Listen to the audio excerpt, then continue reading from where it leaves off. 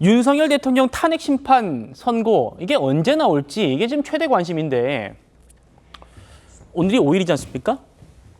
결론부터 말씀드리면 일부 언론에서 점치기도 하는 그 모레 7일은 아닐 것 같아요. 왜냐하면 노무현 전 대통령, 박근혜 전 대통령 때 모두 금요일을 했기 때문에 아마 모레 아니면 다음 주 아니겠나 그랬는데 제가 들어보니까 이 선고를 하려면 한 통상적으로 한 이틀에서 3일 정도 전에는 이제 날짜를 잡더라고요. 그런데 이제 오늘 벌써 이틀밖에 안 남았기 때문에 오늘 좀 물 건너간 것 같고 다음 주 아니겠느냐 뭐 이런 얘기가 있어요. 어떻게 전망하십니까?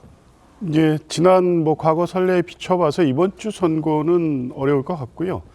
지금 통상적으로 평의가 계속 진행되고 있는데 다 예상했던 바와 같이 탄핵 소추 사유에 대해서 정리하는데 그렇게 오랜 시간이 걸릴 것 같지는 않아서 대부분 예상이 3월 둘째 주였습니다. 그러면 아마 예상대로라고 하면 다음 주 초중에 2, 3일 후로 선고일을 예정이 발표할 가능성이 있고 꼭 금요일이 정해져 있는 건 아니고 지금까지 화요일과 목요일에 재판을 진행해 왔기 때문에 이번 주까지 평의를 거쳐서 어느 정도 평결 결과까지 확정이 되면 그 결정문도 어느 정도 그러니까 인용시, 기각시에 대해서 초안 정도는 다 만들어져 있을 겁니다. 그러면 이 평의의 평결을 거쳐서 이 재판관들의 입장이 정리가 된다면 내주 초에 선고일을 발표하고 내주 중에 선고일이 될 수도 있겠다 이렇게 예상됩니다. 예, 윤석열 대통령의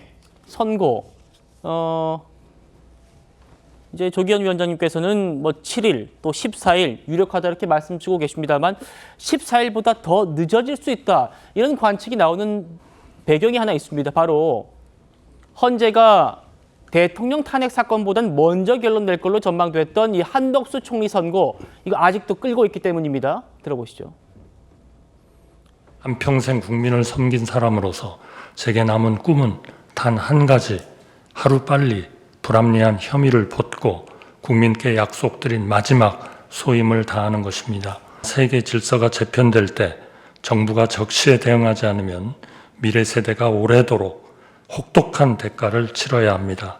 제가 저희 자리로 서둘러 돌아가야 하는 이유도 바로 거기에 있다고 생각합니다.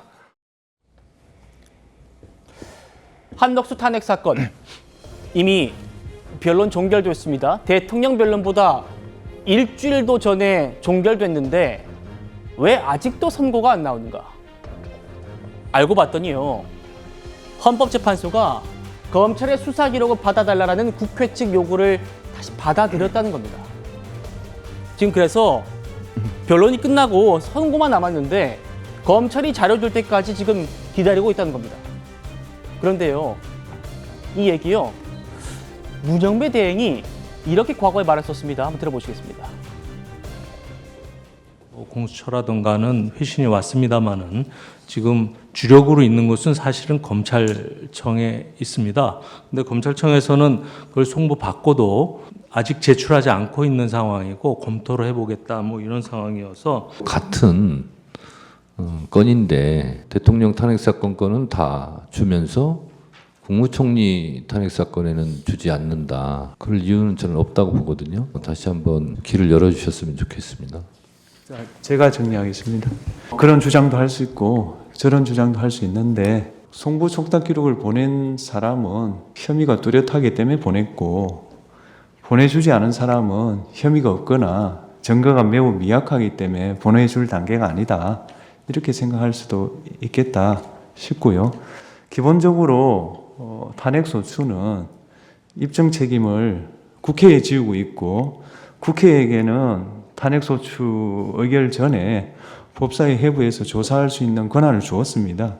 그걸 포기하고 여기 들어왔을 때는 그에 따른 불이익도 감수해야지 마냥 수사기관의 선의에 기대해서 탄핵소추 절차를 진행하겠다는 것은 저로서는 반드시 그래야 된다는 의무감을 못 느낍니다. 문영배 대행이 저렇게 정리했던 일입니다. 연종 의원님. 네. 한덕수 총리는 혐의가 없겠지. 미약하겠지. 그러니까 검찰이 자료 안 주겠지. 국회 측이 그 정도 불이익을 좀 감수해야지. 이렇게 지금 결론 내린 상태였는데 헌재가 지금 변론 종결시켜놓고 다시 검찰 자료 받을 때까지 기다리고 있다는 거. 입장 바뀐 건가요? 글쎄 좀 이해할 수 없는 일인데 조금 전 문영배 대행도 이야기를 했지만 한덕수 총리에 대한 이 탄핵건 자체는 저는 그렇게 복잡한 사건이 아니라고 봅니다. 왜냐하면 이게 뭐 워낙 그 검찰 이 법사위 측에서 이제 민주당 측에 제기할 때부터 이 사실 자체가 좀 불투명하고 또 이 다투기가 어려운 다투기가 별로 그렇게 문제가 안 되는 문제들을 많이 제기를 예. 했었거든요. 그래서 당시에 헌재 심판 과정도 90분 만에 다 끝나버렸습니다. 그럼 그만큼 다툼의 여지가 별로 없다는 거 아니겠습니까? 자, 그런데 당시에 결국 한덕수 총리를 이 탄핵 소추한 것은 결국 헌법재판관 임명 안 하니까 그에 대한 보복성으로 한 거 아니겠습니까?